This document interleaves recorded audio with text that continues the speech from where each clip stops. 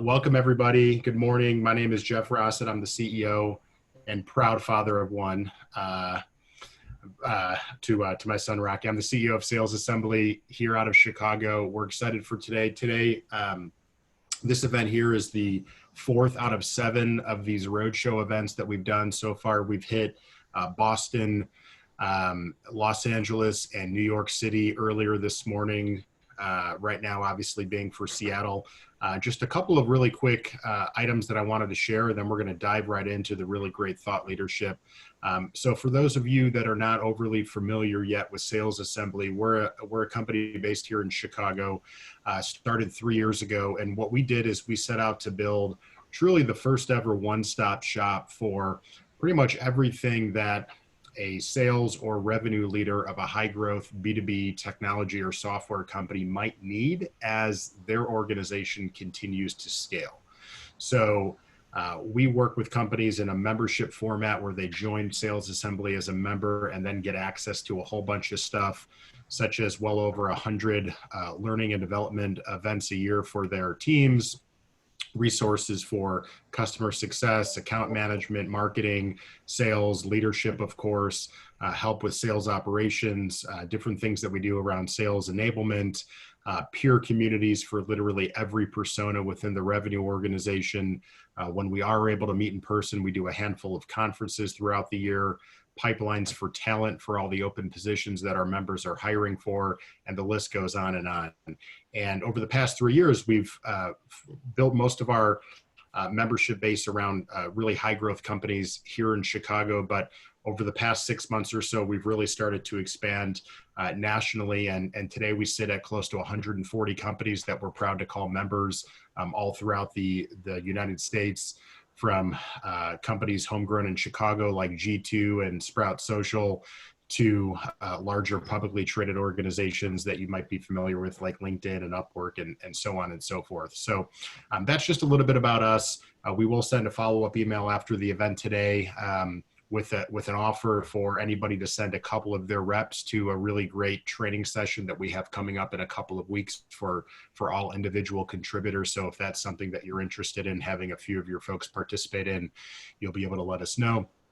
And then as for the event today, really the format is twofold. So we're going to start things off with a really engaging panel discussion with 4 revenue leaders of organizations that are doing some really cool things out of the Seattle tech market. And then we're going to transition into a keynote presentation by a longtime friend of mine, Amy Slater from Palo Alto Networks, talking about really thoughtful sales and revenue strategies here in 2020. And kind of the theme of this event is all around the idea of scaling in a smart way. And the reason why we wanted to go this route for all these roadshow events was very simple, obviously, with everything going on in the country and then how that directly impacts the way that businesses are operating right now. You know, we were just chatting a moment ago with Mark from Outreach about, the pretty big round of capital that they just brought in. And, gone are the days where companies go out and raise massive rounds of capital and then they just hire a bunch of people and throw a bunch of money at things and be like, hey, let's just scale for scale's sake, right?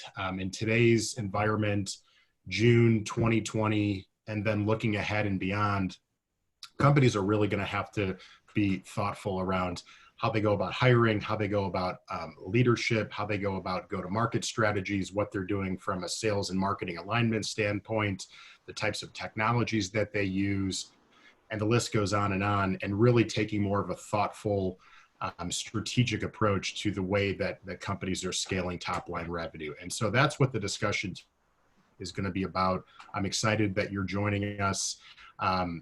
And with that, I'm going to go ahead and kick it over to my colleague, Christina Brady, the president here at Sales Assembly. She's going to be moderating the panel discussion. So I'm going to kick it over to her.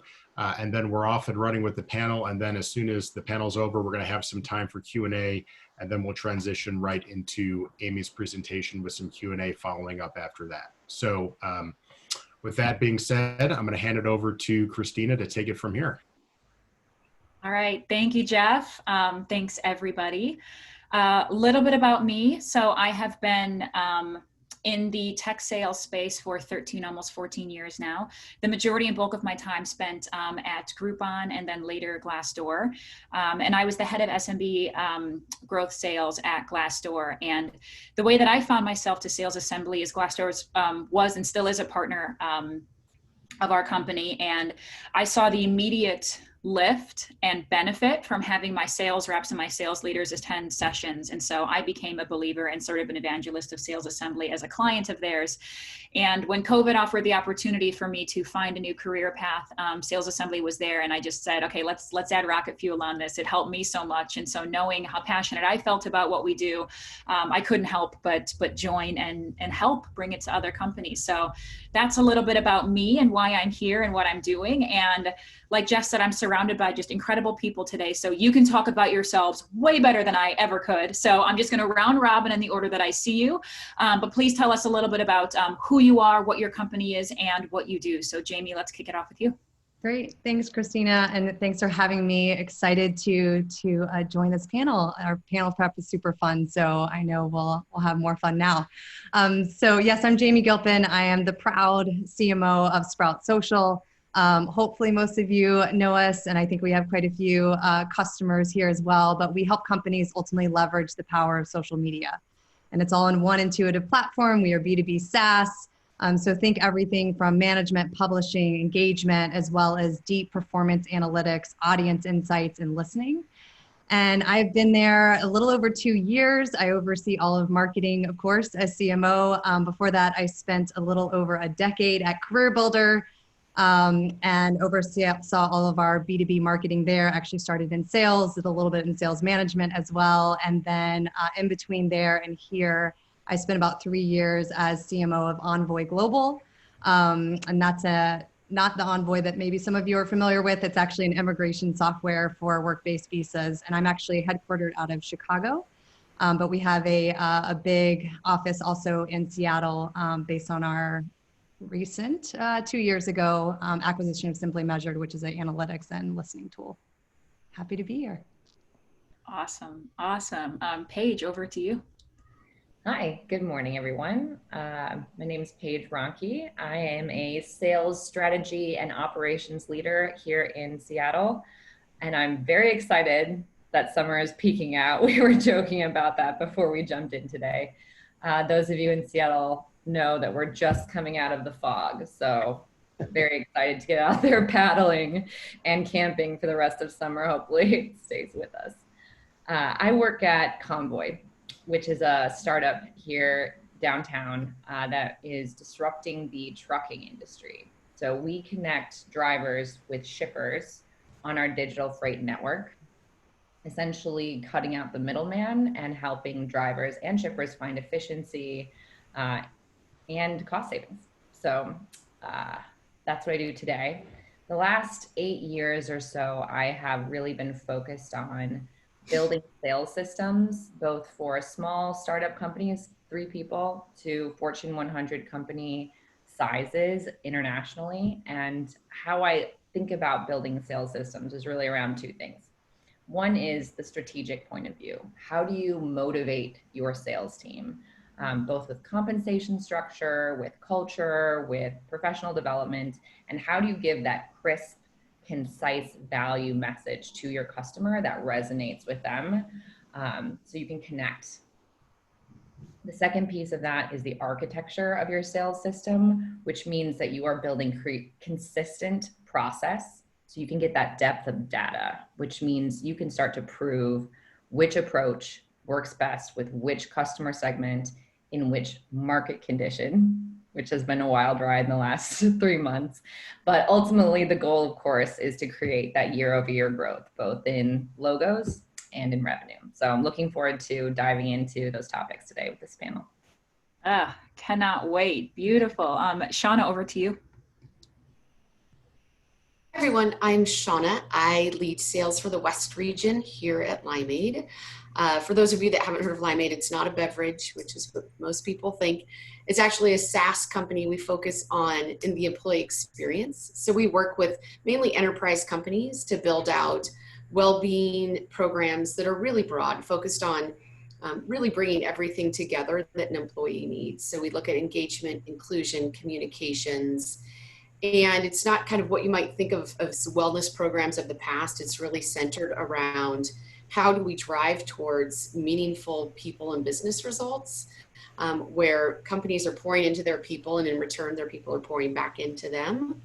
I've been here for about 7 years. I've split my time between marketing and sales.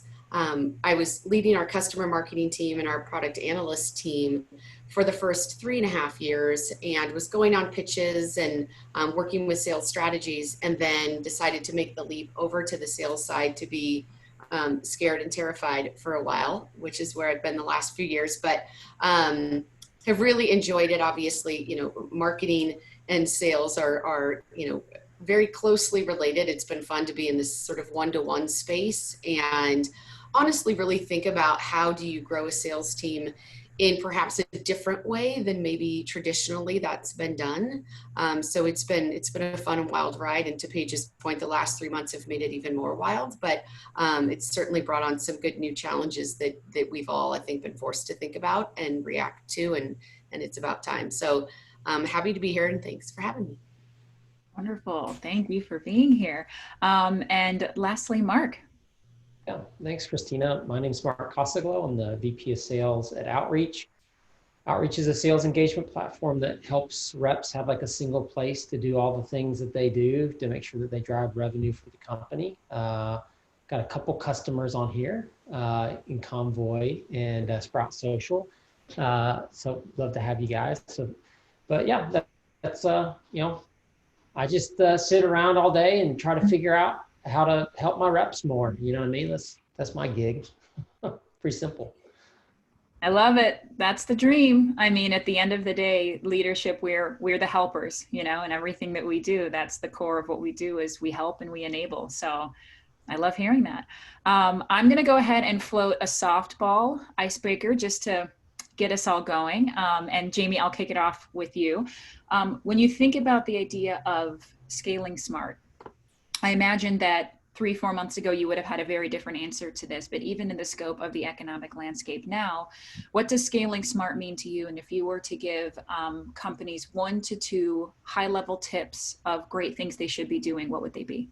Yeah, I love this question. And so just to give it a little bit of context for experience-wise, so I've been at CareerBuilder, like I mentioned, I was there for a little over a decade. So I started about 400 employees. We were 200 million in rev. I left at over 3,000 employees, close to $1 billion in revenue.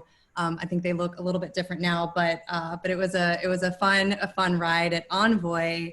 The founders, we were in a Series C. We just completed that. We went through a funding round. We had a layoff.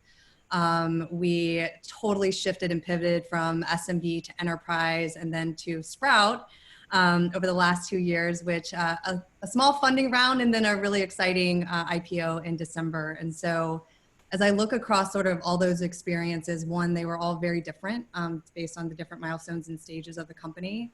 But I think the 2 things that stick out for me as I think and reflect back to those experiences is, one, you've got to really understand what's most mission critical about your culture and what are the non-negotiables that you want to continue into the future, and then what must you evolve. And so when you think about that, even in sort of that's conceptual, but think about that in sort of the tactical way, it really comes down to org structure and accountability. And so right before I joined Sprout, the executive team actually was reading the Growth Handbook. I don't know if anyone here has read that, but I highly recommend it. It's a great resource for really companies and especially startups of all sizes. But one of the chapters is all about the org structure and how often that should be evaluated and how often that should be changed, what skill sets that you need today that are different from what you needed for the last stage. And to give that context, at CareerBuilder, I was changing my org when we were right around 2,500 employees, my marketing org, every 6 months. At one point, it was every 3 months. And so just thinking, yes, that had to do with the growth stage and just the growth of the company, but also we were changing from a job board to software. And so just different types of skill sets that we needed. Here at Sprout, I've done that 2 times from an org perspective. So one would be org, the second would be accountability. And that's really around how you're measuring the business. And so for us as marketing, how do our acquisition metrics evolve? Of course, leads and demos, and for us, trials are extremely important as we think about MQLs. But even today, I have a revenue number. I'm accountable to the sales number, both from a new business perspective, but also from a customer perspective. So how are you measuring customer churn, growth, net dollar retention, which is a fun one to talk about today. And then, of course, all of your GAAP and financial revenue, financial metrics. And then finally, as you consider what you're measuring and how those are driving the right behaviors for the growth stage that you're in and the scale that you need, how you're measuring those, that's daily, weekly, monthly, quarterly, there's different KPIs for each. And what becomes really important is the way in which that you're actually delivering that to the team. I can remember Excel sheets and then Google Sheets and then beautiful dashboards and Salesforce, all the way through Tableau today with full data science teams, right? So I think those are probably the two big ones for me: org structure and skill sets that you need as you scale, and then the levers and the metrics for the business.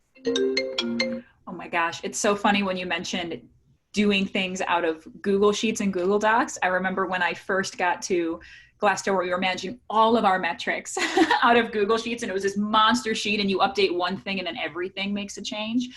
But yeah, I mean, it comes from scaling everything from your people to your skills to your numbers to even like scaling your tools. And speaking of tools, I know, Mark, for you, how do you see either scaling your own business or people maybe utilizing your company to help them scale and be more efficient? Yeah, so I look at scaling kind of in this progression, right? I think, first of all, like to scale, you got to have a good product. Like that gives you a chance. Sprout Social, Convoy, Limeade.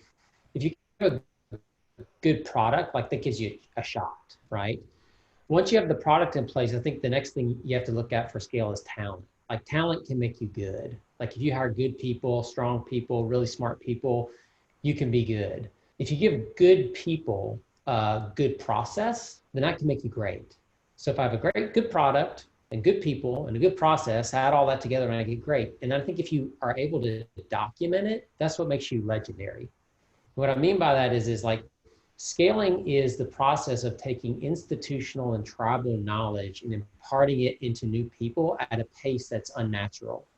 So if I'm going to hire at an unnatural rate and bring people into a complicated situation, expect them to perform in a very fast way, because scaling is about speed as much as capacity, then I have to be able to like overcome these unnatural emotions that humanity has had ingrained in it forever. Like I'm sure way back in the day, like the hunter didn't take his young child out or her young child out with a spear and say, okay, that's it. Like, don't come home until you grab something. You know what I mean? Like it was a process. And unfortunately, what we do now is we give a sales rep a product and say, hey, you need to take down your quota tomorrow. And we don't give them the time. And so I think like that's an unnatural human motion, but it's required in the way that a lot of our companies do business. And so I think that's what scale is to me, is like, how do you help people with that unnaturally fast motion and unnaturally heavy expectations? And then this is probably the biggest thing that I've learned is there's easy and obvious decisions that you make when you're scaling. I need more sales reps. I need a new product line, so we need an acquisition or something like that. Or I need to spin up all these new marketing programs. But what I found is many times is when you start to build those towers of people and processes and stuff, there's this surrounding infrastructure that's required to make sure that those stand up straight. And like, let me give you a great example is, I think I probably waited way too long to hire sales analysts and BI people.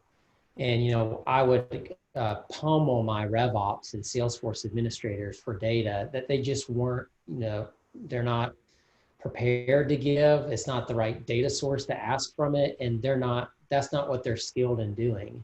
And so I think if I had hired those people faster, maybe outreach could have scaled even better and even quicker than we did.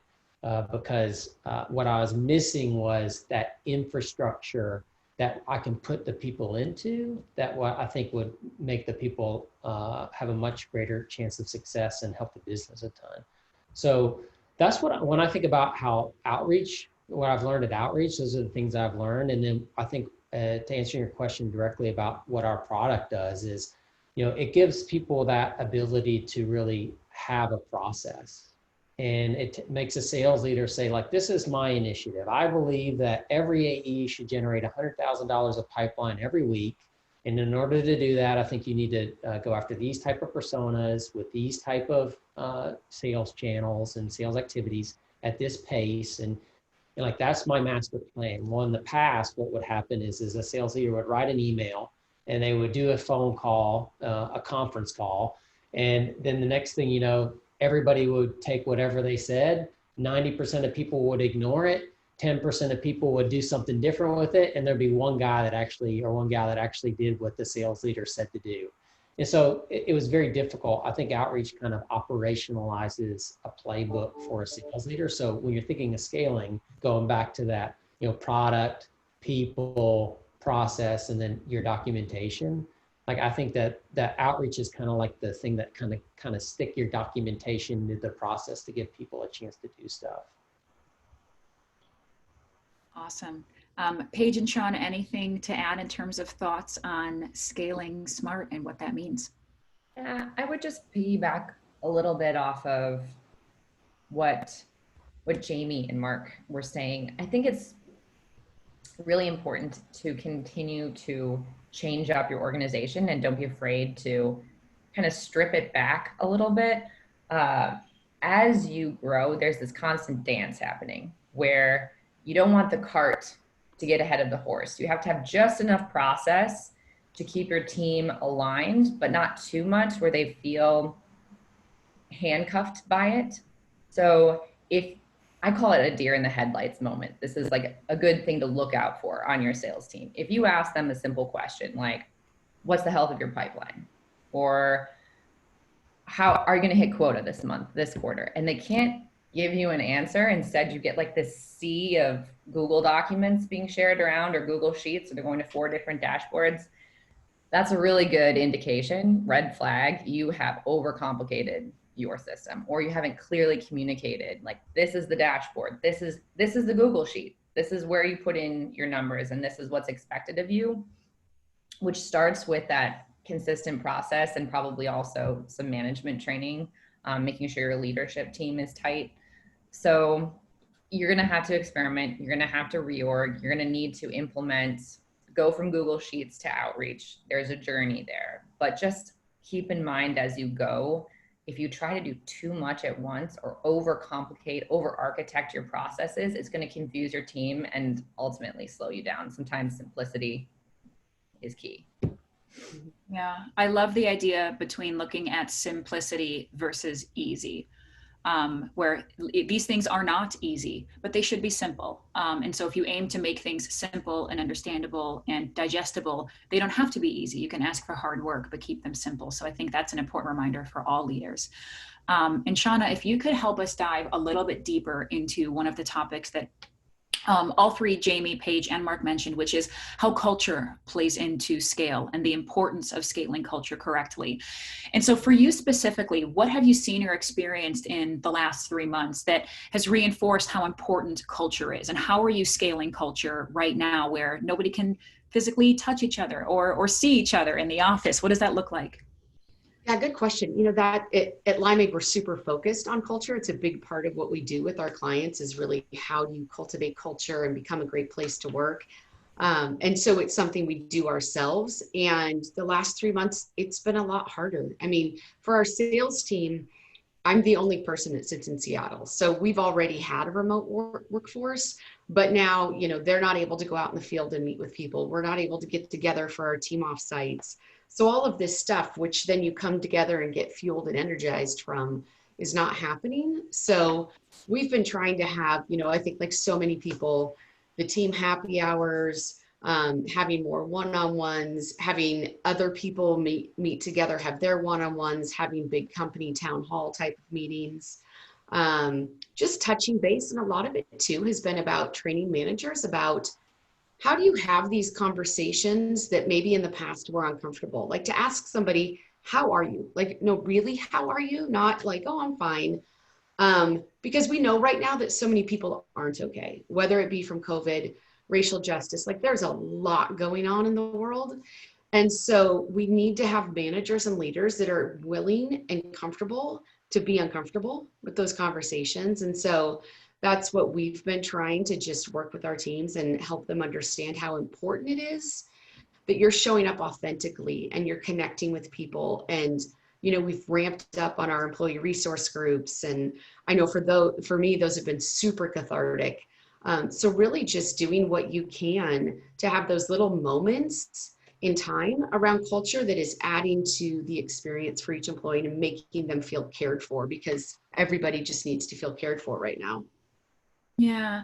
And I'm going to take you even deeper again, just because you hit on something that I think is on the minds of everybody. And I think a lot of our hearts are screaming for how we can help.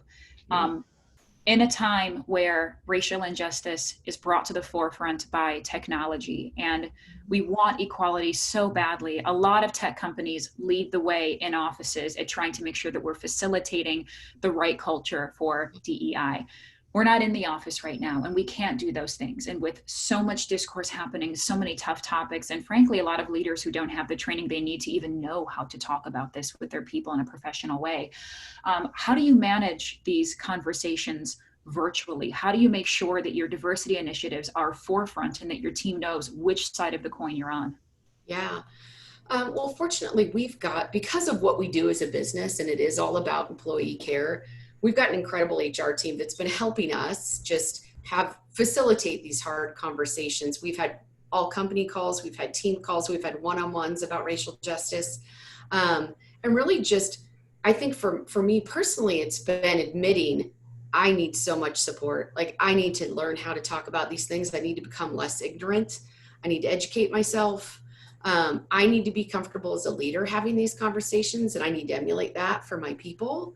But a lot of people aren't there. They're not comfortable with it. And so I think the more we're practicing with each other, the more we're accepting that, hey, you don't need to have all the right words to say.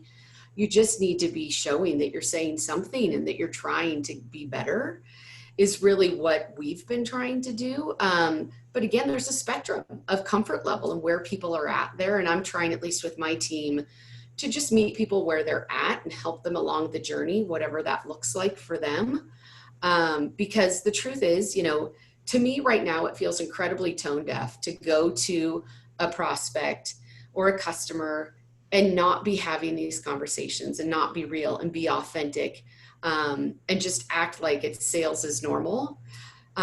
We've got a product, an inclusion product that we sell. And so, we talk to a lot of D&I buyers right now. And those conversations, honestly, are just about, what are you doing? Because you're a leader in this, much more so than I am. So you tell me how you're supporting your people, what that looks like at your company, what those conversations look like and feel like. So again, that I can get better and then hopefully help my team get better as well. Yeah, I know all of us could potentially dig into this topic, and so I want to give you all the opportunity to do so. Jamie, I saw you nodding a lot. What do kind of these diversity conversations and equality conversations and just what's going on in the world right now, how does it impact you and your team and your culture? Yeah, so I have a personal passion around this, and I think that's where I love what you said, Shauna, around like educating ourselves. Fortunately for us, one of our actually core company values is championing DEI, diversity, equity, and inclusion. And so thankfully for us as an organization, as we talk about scaling culture and like really being intentional about our values, this has been one for us. And so that's laid a foundation for our entire team that this is important to us, that we do take a stand with the Black community, that we donated, $250 million to several organizations to support, and that will be ongoing across our DEI initiatives and supporting marginalized groups. And so that is helpful for us. But to your point, Christina, we're not in the office. And so, one of our rituals, talking about scaling culture, is, what are the rituals that are going to continue to drive that culture and drive that communication point, which I also think is so critical. Shauna, you also mentioned being sort of admitting your mistakes or being vulnerable, that we don't have this figured out. I think that's where that communication becomes so important. I'm so grateful for our executive team, led by Justin Howard, our CEO, who who does speak out for this, but also is vulnerable and says, hey, you know, we're not perfect here. We can do better. We will do better. You know, these are the commitments that we are putting forth today, but it's not, this is an ongoing fight that's going to take us a while as a society and as a community. And so what are the ways that we continue to communicate that? So even like rituals like our monthly DEI Guild meeting, which is where our own employees pick a topic and then we educate our team on it. We're continuing those, and those have actually been, I will say, and I'm a little of a idealist and emotional person, but probably the most powerful meetings that we've had ever as a company. And I don't know if it's because we're all looking at each other and we're not in a room, you know, looking at the speaker. There's the chat that's happening, there's emotions that are happening, but there's also just so much support across the organization. Also, to your point, Shauna, you know, not everyone is at the same sort of, you know, stage with this or even beliefs. And so managing that and just leaning on education has been the way that we've tried to navigate through this. But again, we're also still working on it. Yeah, it's one of those things where when you think about self-betterment, there's never an end to that. Most people who are successful think, I can always be learning more. I can always be doing more. I never reach the pinnacle of I'm perfect. And these types of topics are the same kind of a thing. We always want to be raising the bar, and there's always we can do more. And I think the first step is people in leadership, top down, bottom up, just acknowledging we can and will do more. So I certainly love hearing that. And Paige, what are your thoughts on this? Yeah, I think we're kind of stumbling through it, to be honest. We are working on creating space for people to come together and talk. And that was our instinct to kind of start there and partner with our HR team to create groups of people from across our organization, across the United States. We also have an office in Atlanta, to bring folks together that don't normally speak to each other, you know, the engineering team with the sales team and our, you know, call center in Atlanta, to talk to each other and just share. And it was really powerful for me. Awkward, of course, you know, some people don't feel comfortable sharing, but that's kind of where it starts. We got a lot of feedback that some people were uncomfortable that the company was taking a position so openly, which I also thought was healthy dialogue. What does this mean for companies in this modern age? To some people see it as a political standpoint. You know, I personally see it as a legal standpoint. I have a law background. I mean, it's racial bias. This is like, should be inherently illegal. It's not a question of taking a political stance in an election year. So I think creating those spaces, having those conversations with authenticity is so important, to Shauna's point. And I think it also speaks to your culture of connecting with individuals and creating those small groups to have that safety in talking out and kind of working through these issues as they come up. We definitely haven't figured it out. We need to start a program, and we're pulling together our first kind of committee to work on that. And I think a lot of startups probably in Seattle are feeling this way, are feeling some pressure, like we've never thought about this before, or that hadn't been considered in our original goals, our original values. I think now is a great time to say, that's okay, but it's going to be different going forward. And we're going to make a stand for that. And we're going to pull the entire company together and make them feel part of it. And you can enhance your culture that way and have a more diverse workforce and go forward stronger, and lean on folks in the community, you know, like Jamie. I almost want to ask you questions of follow-up. What was the content of your weekly classes? You know, we all can learn from that and share. And I think that's a great starting point. Awesome, Jamie. We're good. Yeah, I mean, like everyone in the panel and everybody listening, part of the reason that we do these is to introduce thought leaders that all of you can reach out to and talk to and network to, because to your point, Paige, people don't know how to have these conversations. They're afraid to do it. They don't know what it's going to look like. They don't know if they're doing it the right way. And my favorite point that you mentioned was the idea of giving a respectful nod to the past and acknowledging that it's gotten you where you are, but then we move forward very, very deliberately. And I love that. And that kind of pulls me over to Mark. How are you and your teams and your company having these tough conversations right now in a virtual world? Yeah, so this is a difficult one for me, and that's like not really a fair thing to say. Is as someone whose father taught him how to work really hard, and I attribute a lot of my success to the fact that like I work hard and I try to do the smart thing and I'm good to people. To realize that a lot of my success is actually based on the fact that I'm a white male Christian is that was a huge eye opener for me, and for me to, as a proud person, to admit that a lot of my success would probably be different if I was a different gender, if I was a different race, if I was a different religion, if I was a different the way that I promote my sexuality or my gender, if that was different, that my success would be changed on those things. It's very humbling to think that. And it's when I look at my daughters and think that they could do the same things I did and have the same exact decisions made and come out with a different outcome than I have is honestly really infuriating. And what's worse is to come from the people group that probably creates that situation the most and exacerbates it and it continues it. Like that's very difficult for me. And so, listen, I think that the main thing that we've done at Outreach is we're very lucky that we have a founder and a CEO who is a minority. He's half Ecuadorian, half Russian, and a ball of passion. And he is very clear on his stance on what you should do with voting, on what democracy means to him coming from a Russian and a communist culture in Ecuador, of understanding what America affords people, but also being very honest about the things that he had to suffer through in order to get to the place of success that he has. When that is part of your DNA and it's one of the chromosomes that like creates who you are, it's not been a difficult thing for our company to talk about. I think it's just been more of a I think our people have actually decided that they're going to voice what their opinions are. And I think that what we've tried to do as a leadership team is to let you know, if you need time to think about it, take time. If you need support to go protest, write a sign, do a post, we got your back.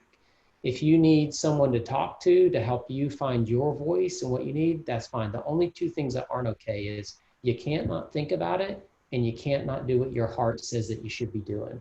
That's the only two things that you can't do. And I think that we just try to create a space for people where they can feel free and empowered to do that and know that the company has their back. And we agree with the same vision of the world that we all want to bring about, which is one where people like me can say my success isn't due to my race and my gender and my religion and my sexuality and all the things being in this line that everybody expects it to, but it's actually based on the merits of my work and my contributions to my company and society. So that's how we've thought about it.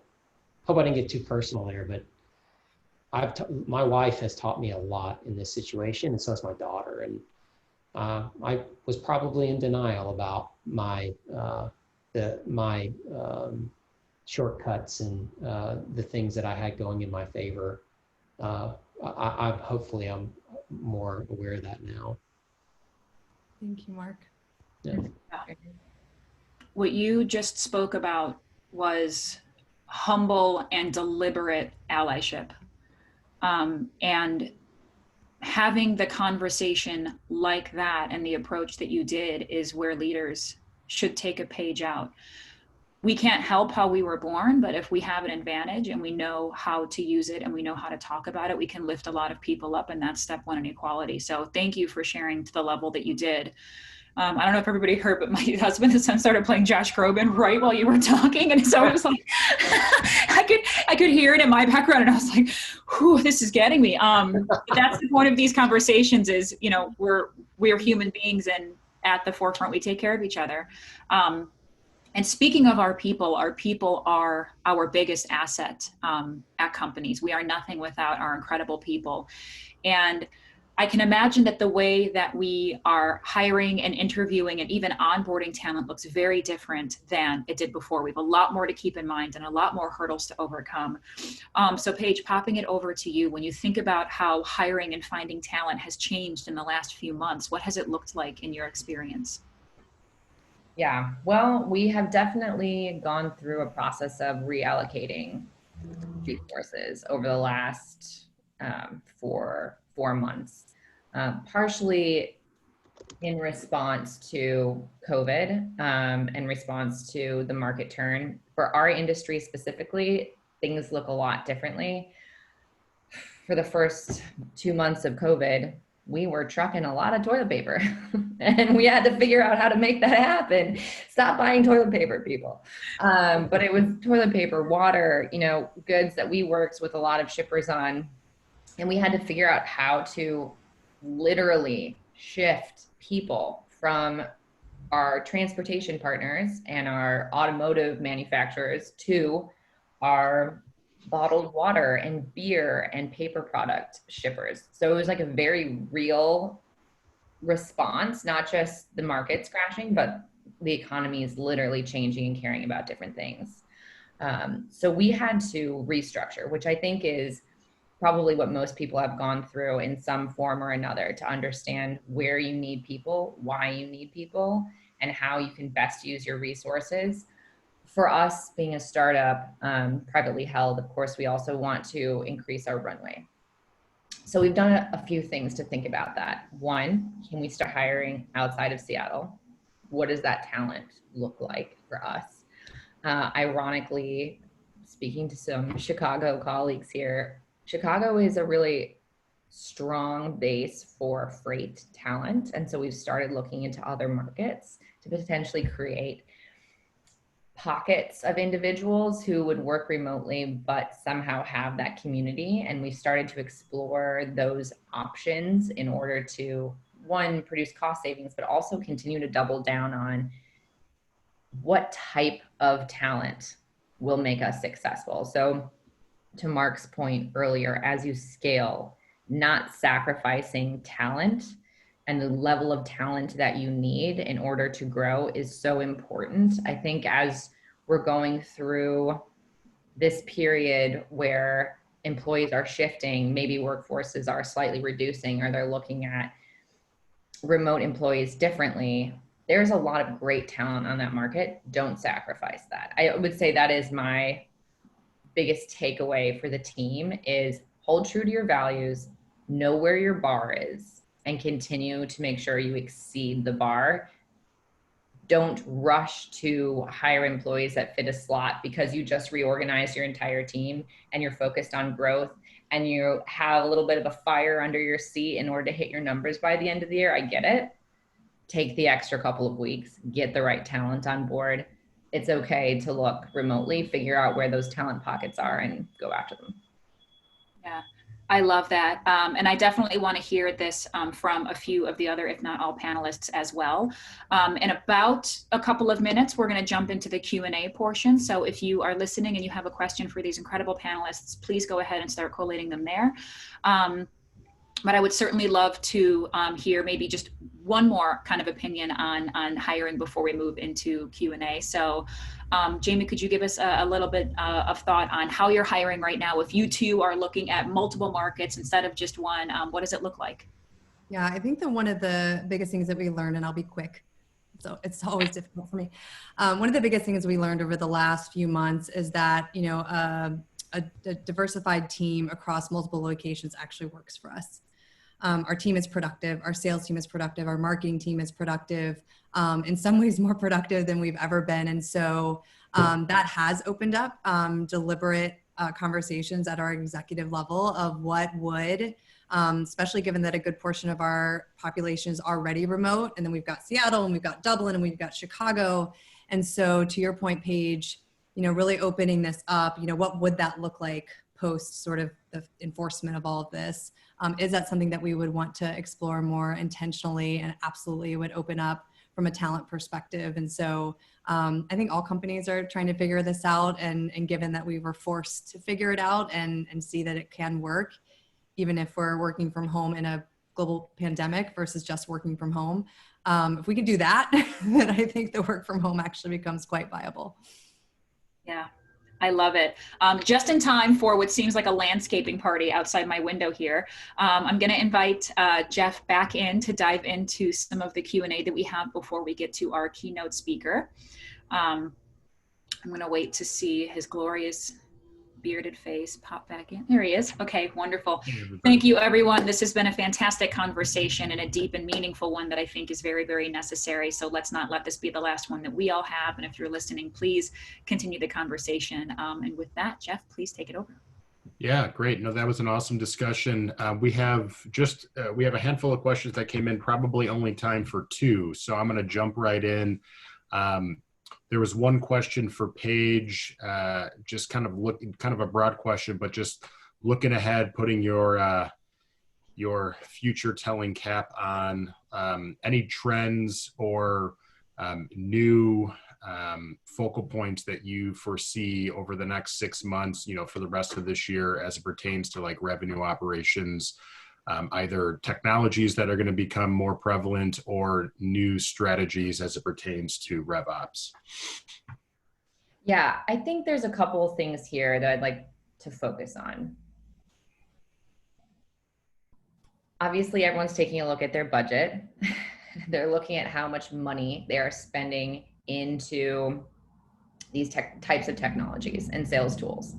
There's a couple ways you can approach this from a strategic standpoint as a sales leader. You have an opportunity right now to probably leverage this budget issue to your advantage.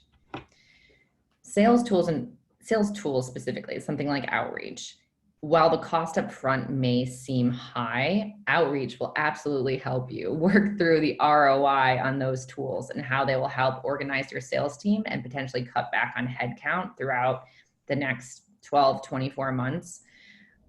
If you are in the market for tools that will help you create clarity of data, clarity of sales process, give you that funnel view and help you understand where your forecasts will intersect with reality, now is the time to push for them.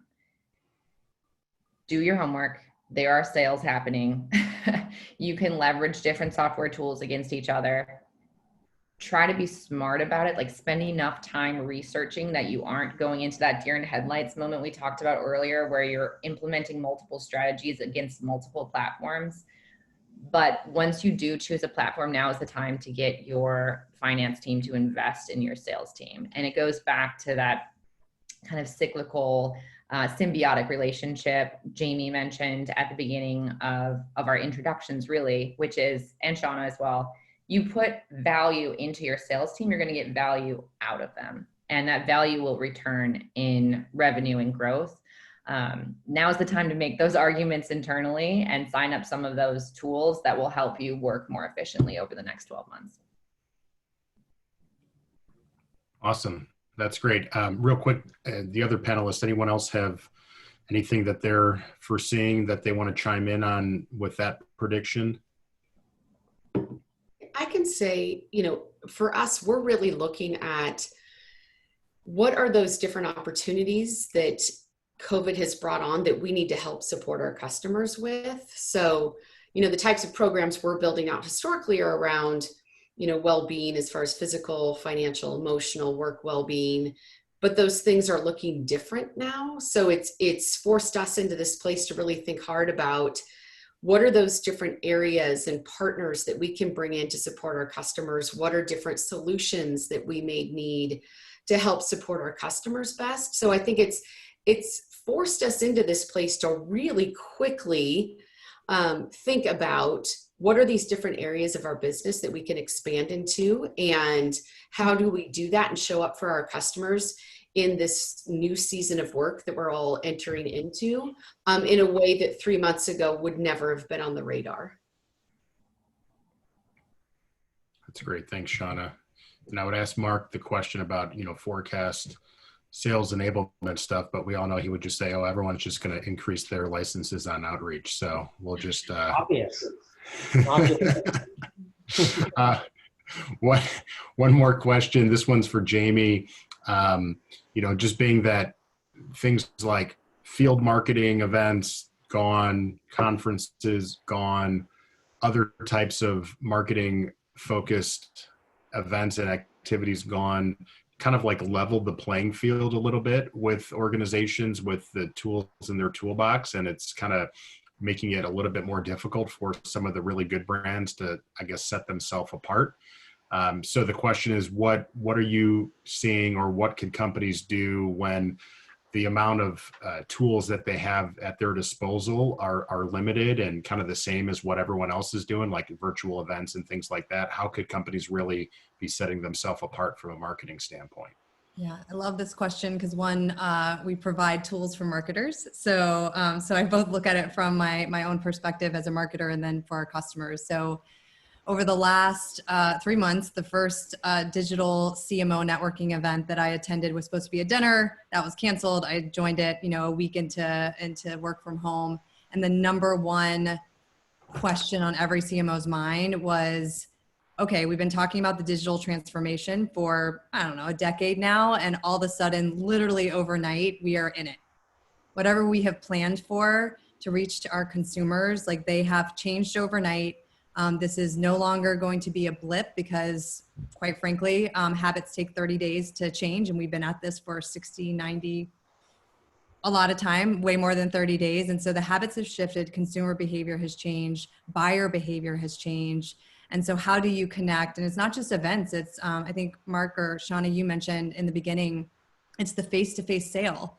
All of this has really shifted and evolved overnight. And so as we think about the tools in our tool belt, I'm going to give a nod to my own tool as well. Social media is critical. That way to connect, that way to give real-time information, whether it be product, whether it be changes in how we're delivering.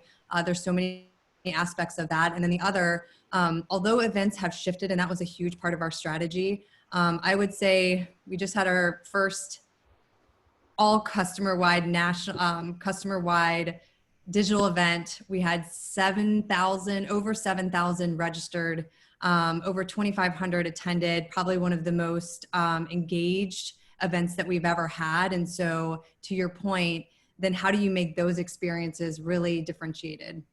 Because everyone's going to be doing digital events. Everyone's using outreach to reach out to our prospects. What's the way that you stand out? And how do you really use that as a competitive advantage, but also a way to connect in a meaningful way that your competitors aren't doing? Awesome. That's great. Thank you. Thank you so much, Jamie. And I guess with that, we'll go ahead and tie a bow on this conversation.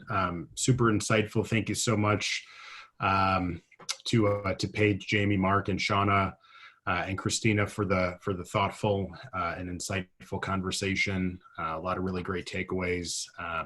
So with that, we're going to just transition right over to Amy, who we're going to go ahead and bring in, who's going to be kind of taking us home here with her thoughts and many years of experience in sales and revenue leadership within technology companies, talking about a topic that we kind of dug into a little bit here during the panel around like culture and leadership. And obviously, pretty much everyone on the call today is in some sort of leadership capacity within a B2B technology company. So the stuff that Amy's going to dive into, obviously, super relevant to everybody, no more so than at a time like this when everyone's remote, and it's all the more important to really be in tune with what we're all doing as leaders. So I'm going to introduce Amy and let her give a little bit of her own background, because she could do a much better job of describing it than I.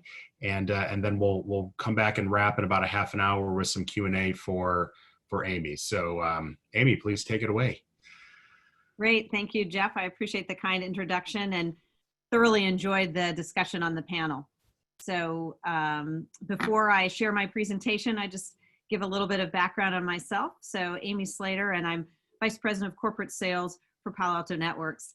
And corporate sales is a fancy way of talking about inside sales, which really is a hybrid organization of quota carrying folks as well as inside sellers. And I've been with Palo Alto Networks for 2.5 years. After quite a long career in technology sales and sales leadership, I don't always like to say how many years, but it's something like 30. So work for some companies, certainly that you have heard of, Salesforce.com, Cisco, AT&T, and the list goes on. And I'm thrilled to be a part of this session today, as I would say, in Seattle.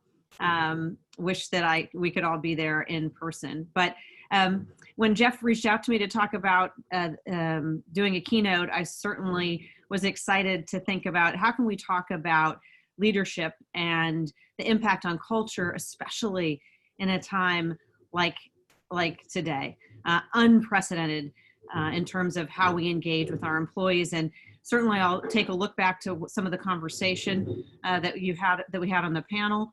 And then we'll leave some time for some Q&A. So let me share my presentation as I also hear the garbage people outside my window. Of course, that has to happen when I take over. So really talking about some of the disciplines around leadership and how we can leverage our leadership skills around emotional intelligence to impact culture. And really, to start with, what is culture, and why does it matter? As you can see on the screen here is a picture of the leadership team for corporate sales. We did a leadership summit before, I say 2020 BC, before COVID. And we all met up in Dallas, Texas, and had a chance to talk and share and develop some strategies. And the other picture was just taken the other day with one of our inside sellers. And she used to stop by my office on a daily basis. We were early risers and we'd be in the office together, and she'd just stop by to chit chat. And that's what we miss. That's what we miss about being in this work from home status nonstop, is we miss that human connection, that ability to just stop by and say hello. And so she had reached out and said, can we get together? And as things lightened up here a little bit in California, we decided to take a walk together one afternoon on Monday, actually. And coincidentally, we shared the same mask, same type of mask, not the same mask. Anyways, but so, first of all, we ask ourselves, what is culture? And the culture of a company is really what the company is doing when nobody is looking. And what is that feeling? What is the feeling that people get? And it certainly changes, and we have to be even more acutely aware of culture since we can't be in the same physical space. And I did some research because I don't want to just always go by this gut feeling and what does it mean, but oddly enough, Gallup did some research and said that 31% of employees are engaged at work, only 31%. And 51% are disengaged, and 17 are actively disengaged. And it says that most employees would give their companies a C+ when they were asked if they would be willing to recommend that company. And so, why is that? And when I think about, being at Palo Alto Networks and the engagement of our employees, and it's just been incredible to see actually the culture has, I think, has gotten stronger, a stronger culture as we've been in this shelter-in-place situation, and seeing our executives going above and beyond. And again, as the panelists spoke about, it's not just about COVID, but all the things that are going on with the social injustice and racial injustice that's happening. The sensitivity that we're seeing from our leadership team is pretty amazing. But is everybody like that? And what can we do as individuals, as individual leaders, to make sure that people feel a part of this culture? Because as many of you probably know, when you've done your homework, that when you have attrition, which there is attrition going on and jobs available despite this COVID situation, people don't leave companies. People leave their bosses. So we have to ask ourselves, what are we doing as leaders of individuals to be human enough, but also at the same time, it's most critical that we're driving accountability and all the conversations that we were talking about that impact the ability to scale, revenue and scale teams. We talked about talent, we talked about process, we talked about tools, but ultimately culture. Culture is that foundation to enable us to scale. And when Jamie was talking about that and that ability to change and to reorg and to change org structures, especially for those of you in startup organizations, it's very risky if you don't have a solid culture. And so that's really, what we want to talk about. And so, want to talk about what are the attributes of a leader. And of course, this is not this limited to this list, but you think about strength and the ability to be a good listener. Being a good listener is really, one of those signs of emotional intelligence, the ability to show empathy. There's a difference between empathy and sympathy. Are you listening, or are you always bringing it back to yourself and say, oh yeah, I can relate? That's not empathy. Are we inclusive? They had a nice discussion with the panelists all around and being inclusive, not just diverse, but inclusive, creating that energy and that culture of inclusivity and trust and open-minded. And there are a lot of studies and books around growth mindset. Are you open to change, or are you fixed in your mindset of what will be? We have been thrown into a phase where we really have to have a growth mindset in this state that we're in now in terms of our economy and our businesses. And ultimately, to grow our businesses, we also have to hold ourselves accountable as leaders, and then hold our teams accountable as well. And so, I've constantly asked myself, what are some of the things that we can do to cultivate this culture? And so I'm going to walk through a few of those things in this conversation here. And then also, be thinking, it's one thing if you're in an office with somebody and you can stop by their desk and chat with them, but what do you do, being remote? And so there's this, we're in this quandary of how we can maintain a sense of culture and even grow the culture further despite being in the same office. And so one of those things I like to talk about is discovering the hidden wins. So often we will talk to people about what they're not doing. Not enough calls, not enough opportunities, not enough conversations, and we continue to focus in that direction. But what about finding people's successes, even if they're small? And certainly in the case of inside sales, many of the things that take place might appear small on the surface, like just getting somebody on the phone. I know I have some business development reps who make over 100 calls in a day, and they might speak to 2 people. Now, I know I used to do those kinds of cold calls and things like that, and it can be very disheartening at the end of the day. And certainly if you don't have a buddy or colleague sitting next to you and you can go take a break, or you can high five when you do get somebody on the phone. And so as leaders, it's incredibly important for us to catch people when they're winning. And I know that, I have leaders on my team that make it a point. They'll send messages to me to say, hey, could you reach out to so-and-so and let them know that you heard about this win, or that they did this. And it's much harder to do when we're not physically in the same place, because you can't witness it. But it's really important to encourage that type of culture with your leadership team. Palo Alto Networks implemented a program, Bonusly, where we have the ability to give people bonus points for recognizing some of those small wins, big wins and small wins, or just an ability to say thank you to each other for working hard together. And so that's something that also can help breed that kind of a culture. And it's not just catching them winning, but making sure that you acknowledge it. Coincidentally, there was an article that came from Harvard Business Review yesterday that was posted, and it talked about something called the illusion of transparency, which is people's tendency to overestimate the emotions of others.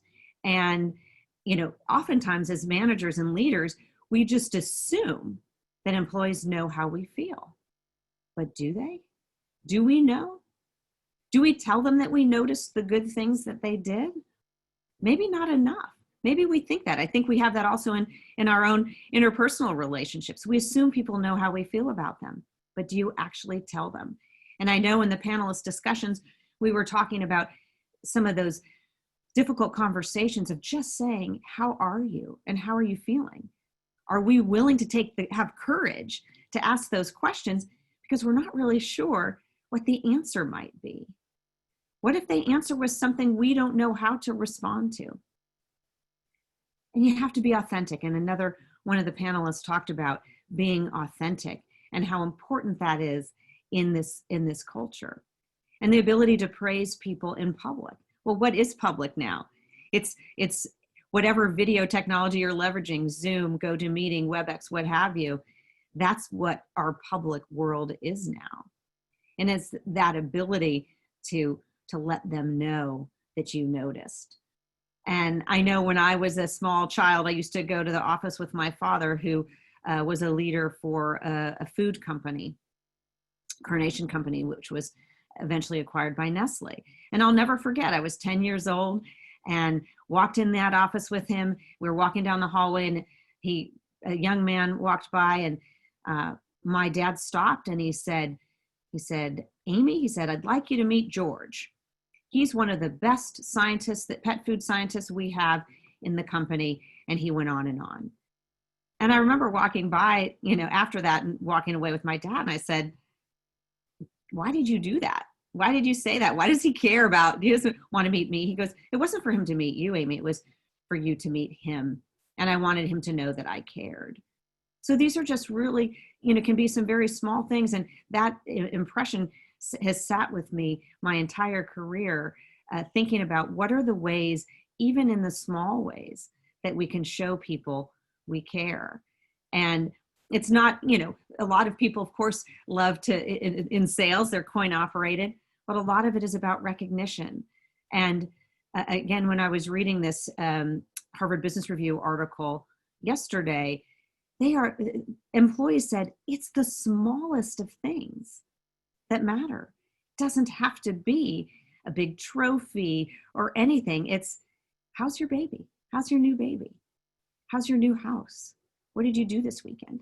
And what I found actually the ability to connect almost deeper with the employees in corporate sales now, because we're sitting in each other's homes, essentially, unless, of course, you have the different background, but you're sitting in each other's homes. And I did Zoom calls, and it was inviting your kids to the call in the beginning. Invite your pets if you don't have kids, so that we can get to know one another. It's how to create that the human element of culture. And so, in reading further along of this article, and it's not enough just to acknowledge, but to truly care. And how, as leaders, do we show that we care? Whether you're in an office or not in an office, is that you want to have those touch bases. And it's not enough, maybe in some cases, for people, once a quarter or what have you, especially if you go down deeper into your organization, not just with your own direct leadership team, but as you go deeper into the company, are you there? Are you connected? And then people know you care if you actually give some balanced feedback. And I know a lot of us have been taught the sandwich type of feedback, but in reading some research, the sandwich of saying something good, something constructive, and then something good again, people can kind of see right through that. And so there are different ways to give feedback that's balanced, that isn't so predictable. And then I know in a lot of employee surveys that I've read at multiple companies, people talk about wanting growth opportunities. And they want to have conversations of, what can I do to better myself? What can I do for the next promotion? What are the things that I can do? We talk a lot on our team about building your brand. How can I build my brand to get to the next level? What are the things that I can do? And to have those as ongoing discussions, not just one shot and then you're done. It needs to become a habit. That, again, that drives that authenticity and builds trust. And in order to make the kinds of changes that we need, and on the panel, the panelists talked about the pace, the rapid pace of growth and change and hiring talent. You just cannot lose that connection with the people on your team, and the ability to be flexible. And I love what Mark said about how are your employees internalizing or externalizing what's going on in the world today, and being flexible. I know at Palo Alto Networks, we've had lots of discussions across the board, both around COVID and around all of the things going around the racial discussions. And there's flexibility for us for COVID. We're talking about flex work, employees' choice, if and when we go back into an office, and then creating forums to have the difficult discussions as a company, with our executive leadership team meeting with employees to have those hard discussions, having an open-ended time slot to let employees talk and share about how they're feeling. We've also created groups that we call Pan W Connect, and I have the privilege of the honor of being able to be a facilitator for these sessions where we bring people together from all different aspects of the business who have opted in that said, I want a place to feel safe where we can have difficult conversations. And you're not even necessarily within the same hierarchy within the company. It might be sales, might be marketing, might be product development. And we all come together in groups about 15, and we facilitate conversations about, in the beginning, it was, what's it like to work from home? How are you doing? What's it like to be a parent with all of your kids at home and your spouse or whomever, or your roommates? And so being able to have that empathy and creating a space to listen and to help people understand that you notice and that you notice them. And, you know, many of our leaders are creating open office hours for people to stop by. And so we leverage some of our technology tools, Slack being one of them, is a way that you might just tap someone on the shoulder and just say, hey, just checking in. Hope you're doing well. If you want to chat, let me know. Or also, let's actually just have a phone call. Let's have a phone call instead of a video call, because a lot of us are really experiencing some of that Zoom fatigue. And so, you know, we talk about inclusivity, and then we talk about what are some ways that we can include people. Just talked about meetings, making sure, you know, oftentimes there's just a heightened amount of sensitivity around what meetings you have. And did you get left off of the meeting? And we take it personally. So we have to be very deliberate in making sure that we include others in our conversations, that we're collaborative. That speaks a tremendous amount to culture. And are you including others in those decisions, in the decisions that you make? Or are you just moving so fast that you forget to ask? You want to make sure that you're including, you know, and this goes to customers, this goes to colleagues, people in your community. They want to feel like they're a part of those decisions around your thoughts and ideas. So it isn't just about hiring and having inclusive hiring. It's all about your practice. And it's including other business units. So it isn't restricted to gender, race. It extends to ideas. It extends to thought leadership. People want to have a voice. And I know in many cases, you know, when you get deeper and deeper into the organization, oftentimes people feel that they don't. They feel that they don't have a voice. So any opportunity as leaders that we have to give people a voice will help towards that, creating that, that very meaningful culture where people would say, this is a great place to work. And certainly I spoke in the beginning about listening. And truly listening, listening to what people have to say. A lot of people talk about active listening as opposed to passive. And then acknowledging what people have to say. Obviously, there's body language. I always joke, and I'm sure a lot of the sales leaders and salespeople on the call can relate, you know, two ears, one mouth for a reason, because we should be spending more of our time listening and validating how people are feeling, especially right now. And, you know, a number of the panelists said, we can't be so naive to think when we go see our customers that it's business as usual. It's business as unusual. So we can't go in and be naive and just pretend that all of this stuff going on in the world doesn't exist. And that comes down to listening. And to, you know, while everyone is a teacher, also as leaders, we should be students. We should look for opportunities where we can be students of others, and that it should be regardless of where you are in the pecking order of a company. I think there's nothing more attractive than a leader that steps down to be a student and says, let me learn from you. What can I learn from you? And I think, and that, again, that builds that trust and builds a rock solid culture that can weather changes, that can weather unprecedented business environment where people are under amazing stressors as they try to navigate something that they've never done before. And to have celebrations, and I know many of us have had the happy hours and all these different kinds of birthday celebrations over Zoom and a lot of different things. And then we get tired and then we think, okay, I just don't really want to be on video again. But what are some of the things that we can do as leaders to really create and extend that sense of culture and to show that we really are listening? And then we spoke on the panel about metrics, about accountability. We have to hold ourselves accountable to those metrics as well as our teams. And, you know, you can't sort of look at the metrics one day and then the next day you don't care and then be up and down. Consistency is so critical to culture because people know then what to expect.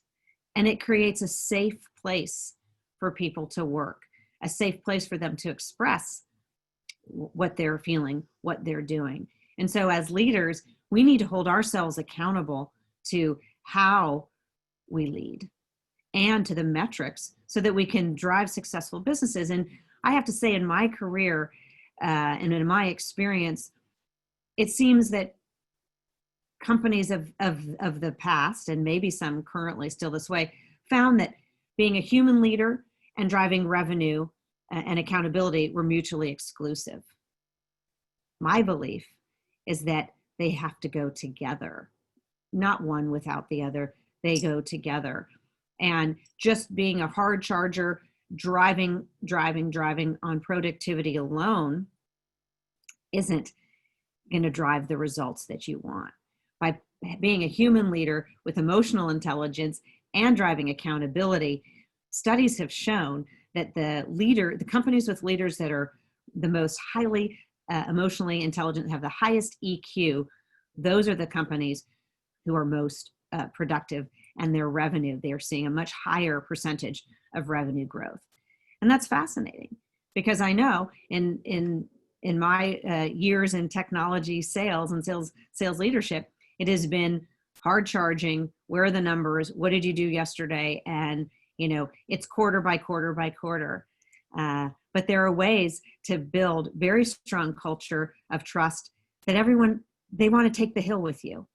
And so that drives an increase in the productivity. I've been fascinated to see the productivity of our teams, despite everything that's going on. We've seen record numbers, record days with meetings set and, you know, deals that have been closed.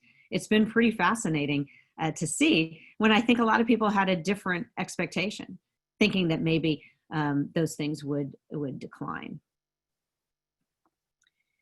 And it's about modeling, you know, about walk your talk. And we've used those phrases a lot.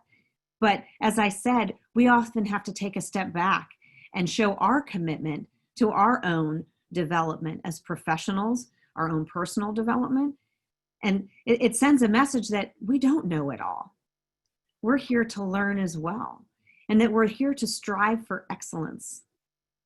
And I think, for those of you in the audience, in the virtual audience, who are parents, the best way to model things, to show our kids what we think, is to model certain kinds of behavior and certain attributes. And so those are the kinds of things that we can do for our teams to continue to help drive excellence. And one of our corporate values, and I'm sure it is among my peers here as well, our corporate values at Palo Alto Networks is all around integrity. What is integrity? It's doing what you say you'll do. And I was listening to and watching a YouTube talk yesterday around the power of integrity. And the gentleman said, it means you are one with yourself. You do what you say you're going to do. You are who you are. And in The Four Agreements, one of my favorite books by Don McGill-Ruiz, be impeccable with your word. People know what to expect then when you show up on a call, whether it's, especially in this virtual world. I know I personally make a point of being professionally dressed every day, because that means, and that says in my mind, I am at work. On occasion, I might be a little more casual, but for the most part, it's that kind of consistency that people know what they're going to get when they walk into the virtual room or the physical room with me. That integrity drives that strong culture foundation. And as we know, as leaders and as parents, we have to say no sometimes. And it can be a difficult muscle to exercise. And that really is a true sign of integrity, when you have the willingness to say, no, we're not going this direction, we're going that direction. Or no, I'm sorry, you've only been here 6 months, I can't promote you yet because there's more for you to learn. And experience shows me that you need a little bit more time under your belt. And so having those kinds of boundaries actually creates a safe culture for people. And so that you're not a pushover, and that there are things that they can expect, and that also drives things around equity and fairness when you can be consistent in saying no as well as yes. It's easy to say yes. Saying no, as certainly I have found, is much harder. And then there's that whole concept, of helping people understand that you believe in them. Especially if someone is struggling after having had strong performance prior. What are you doing? What are we doing as leaders to help them understand that we believe in them? And have those conversations. People talked about having those difficult conversations. I'm a huge fan of the book Radical Candor. I've seen more and more people turn things around after having a very candid conversation with their manager, with their leader.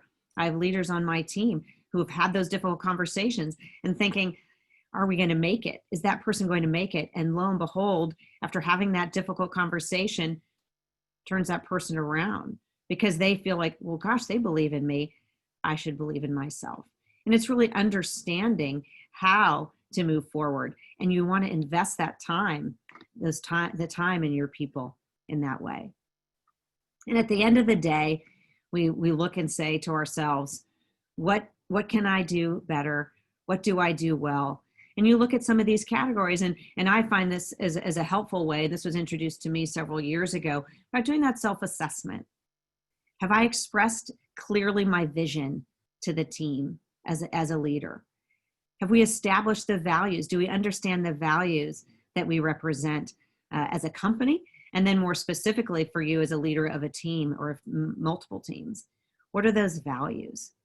What are the needs of the business? What are the needs of our employee base?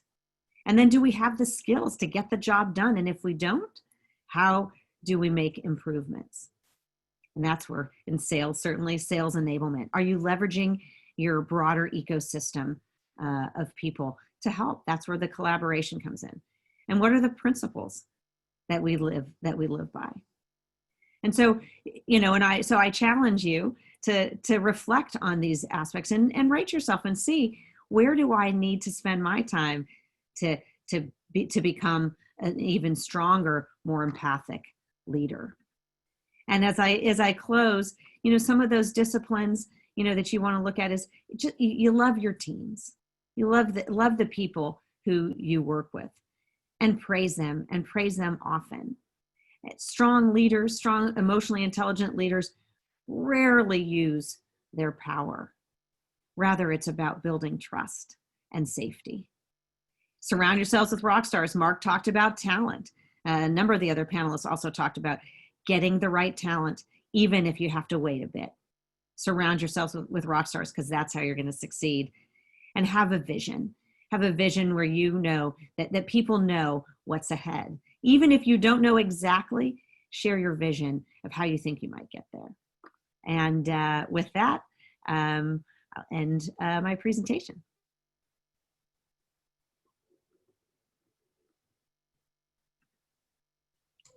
All right, Amy, thank you. That was fantastic. And I know when you and I connected a couple of days ago to kind of go through this, I was just sitting there thinking, like, leadership and all the things that you discuss are, ultra relevant, at any time for any growing tech company, but especially at a time like this, just kind of taking a step back and thinking through, like, what conscious choices am I making to better lead my team. And, we obviously work with, well over 100 fast growing tech companies, and the conversations are oftentimes revolving around enablement and revenue operations and go-to-market strategies and growth and all that sort of stuff. And, the fuel behind everything is just good, effective leadership, management of employees, building a good culture. And I think we would all agree that the best companies out there are able to drive growth and build go-to-market strategies and have their reps be effective and efficient, while at the same time building that right machine to get them there from a leadership standpoint. So really great. Just time for a couple of quick questions that we had come in. One would be asking, what would be your advice for a new manager, somebody that was recently promoted into their first sales management position and now trying to kind of like navigate that within the environment that we're in now without getting access to one-on-one coaching in person with colleagues and being able to see their team and reps in person? Like, what would you say to somebody that's like fresh into their new first sales management position right now? Sure, that's a great question. And congratulations to whomever that is in the first management role. I would say one of the things that I think about first in that question is having a strong mentor. And could be someone within the company or someone outside of the company who's done that before. So lean on people who have done the task before. And then I'd say the other thing is take it as an opportunity really to get to know your team members. And when I was a new manager, I was guided to ask them what they want in their leader and in their manager. How do you work best? Get to know them, ask those kinds of questions, because that will help you kind of, track your own and create your own vision for the individuals, and then also as a team, and think about, what is it that you are passionate about and that you believe in, and craft it from there. Great, thank you. And then one more question, kind of on the topic of, the DEI, focus right now. How would you recommend leaders create more of an inclusive environment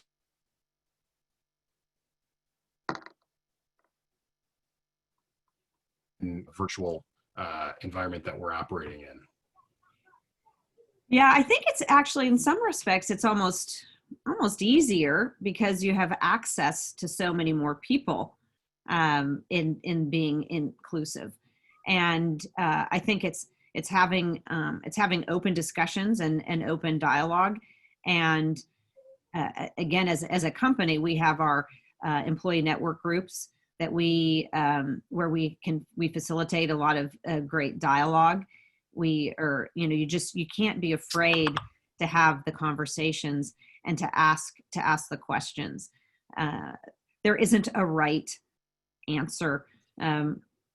around that, and I think if people spend more time asking questions and listening rather than trying to be right or show someone else that they're wrong. And so to be inclusive means to exercise that listening muscle that we spoke about, and really ask questions without judgment.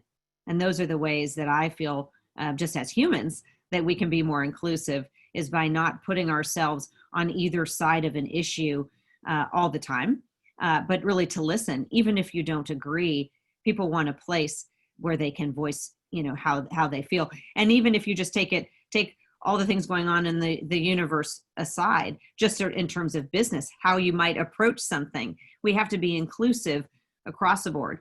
Inclusion isn't restricted to our gender, our race, our sexual preference. Inclusion is inclusion of thought, diversity of thought. Those are the most successful companies that have diverse thoughts, which lends itself in terms of diverse people. Yep. Yeah, great stuff and super relevant insights. Amy, thank you so much for taking the time this morning to join us, and for everyone who's on the call. We're going to distribute out an email later today just with a little bit more information about some of the things going on, an invitation for you to have a couple of your reps join us for a training session we have coming up in July. And then certainly, keep pushing forward. Crazy times. Hopefully we're coming out of the craziness that we're in and able to get back to a position that we're all a little bit more familiar with how we're running our organizations, but obviously keeping effective, emotional, focused leadership on top of mind, always something that should be something that we're all thinking about. So with that, thank you to the panelists. Thank you to Amy. Today was great. Really appreciate it, and hoping everyone has a great rest of the day and week, and a happy 4th of July. Thanks, Jeff. Thanks for inviting me. Bye. Take care now. Okay, bye.